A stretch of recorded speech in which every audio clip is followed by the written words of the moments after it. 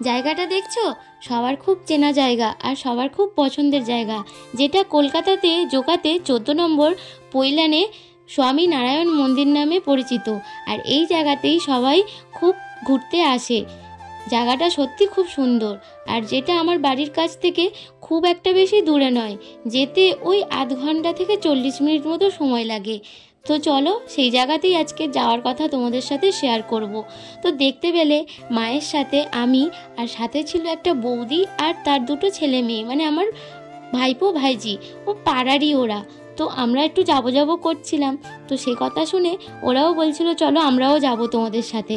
তো কি আর করা যাবে, যখন যাবে বলছে তাহলে সঙ্গে নেওয়া যাক, একসাথে যাব। আর আমি আর মা তো এমনি সব জায়গায় যাই, আর সেখানে যদি বৌদিকে সাথী পাই কোনো অসুবিধাই নেই, আরও ভালোই হলো।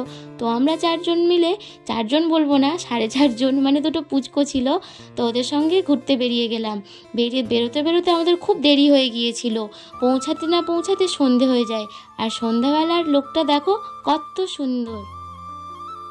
তো আমরা সেই দিন মন্দিরে বেশ কিছুক্ষণ সময় কাটাই, আর সন্ধ্যাবেলা যে আরতিটা হয় সেটা আমরা দেখি। দেখার পরে তখন বাজে প্রায় 7:30 থেকে 8টা, তখন আমরা বেরিয়ে আসি ওখান থেকে। আর সত্যি কথা বলতে এই মন্দিরে আমি প্রায় অনেক দিন পর গেলাম, অনেক দিন বলবো না, অনেক বছর পর। সেই গিয়েছিলাম লকডাউনের আগে, আর এই গেলাম। আর সত্যি কথা বলতে বাড়িতে বসে থেকে থেকে খুব বোর লাগে। কাজের সূত্রে যখন বেরোই তো ঠিক আছে, তাও তো আমি কাজের সূত্রে হলেও বেরোচ্ছি, মায়ের তো একদমই বেরোনো হয় না। তো মাকে নিয়ে আমি এরকম কাছাকাছি ঘুরতে যেতে খুব ভালোবাসি, ভালো লাগে। তাই মাকে নিয়ে সময় করে একটু সন্ধ্যাবেলাটা এই মন্দিরে কাটিয়ে আসলাম। তো আমরা তো খুব এনজয় করলাম।